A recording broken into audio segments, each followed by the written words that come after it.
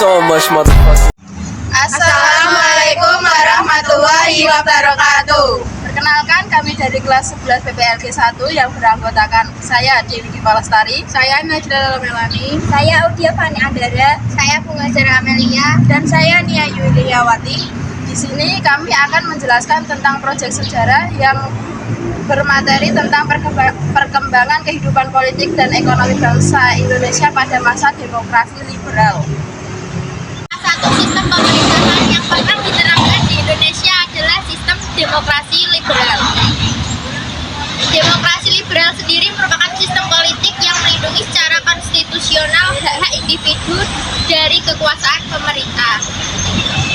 Masa demokrasi liberal adalah masa di mana sistem parlementer Indonesia masih mencontoh sistem parlementer barat yang dibentuk setelah dibubarkannya Republik Indonesia Serikat atau RIS pada tahun 1950.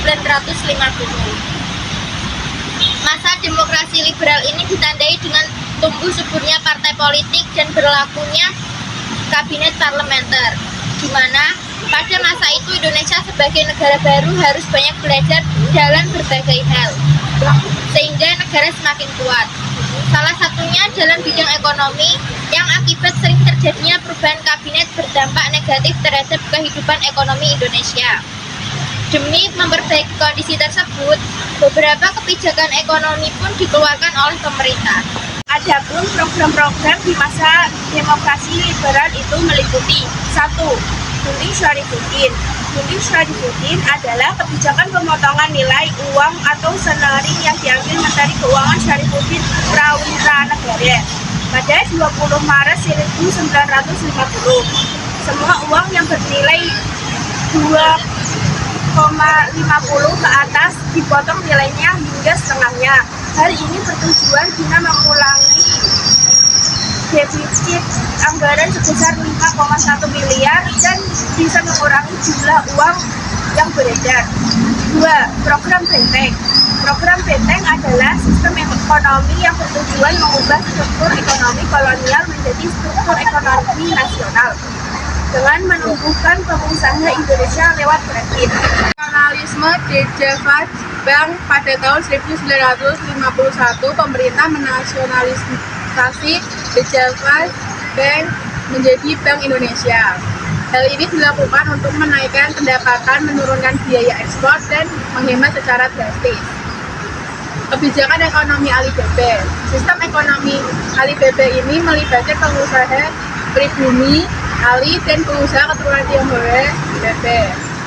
Lewat program ini, pengusaha keturunan Tionghoa diwajibkan melatih tenaga pribumi dan imbalannya mereka akan mendapat bantuan kredit dan lisensi dari pemerintah. Itu terjadi beberapa krisis politik di mana banyak pergantian kabinet diakibatkan situasi politik yang tidak stabil.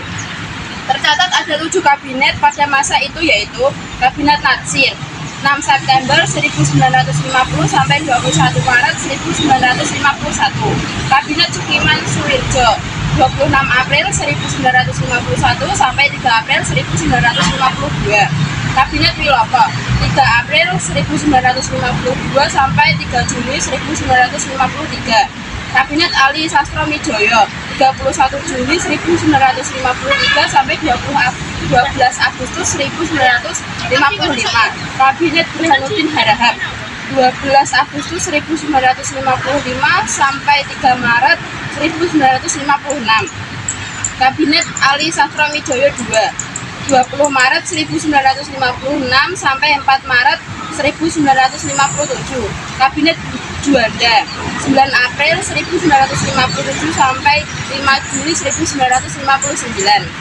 Terpimpin berdasarkan dekret Presiden pada 5 Juli 1959, bangsa Indonesia kembali pada UUD 1945 dan Indonesia memasuki fase baru yang disebut fase demokrasi terpimpin. Ada beberapa perkembangan politik pada masa demokrasi terpimpin serta perkembangan ekonomi. Adapun perkembangan ekonomi pada masa demokrasi terpimpin antara lain pembentukan Badan Perancang Pembangunan Nasional, penurunan nilai uang atau devaluasi, deklarasi ekonomi, dan percetakan uang baru. Sekian penjelasan dari kelompok kami. Bila ada salah kata mohon dimaafkan. Wassalamualaikum warahmatullahi wabarakatuh. Break it down, bring it back, make it clap. I got 3 old thoughts, new block, where it at?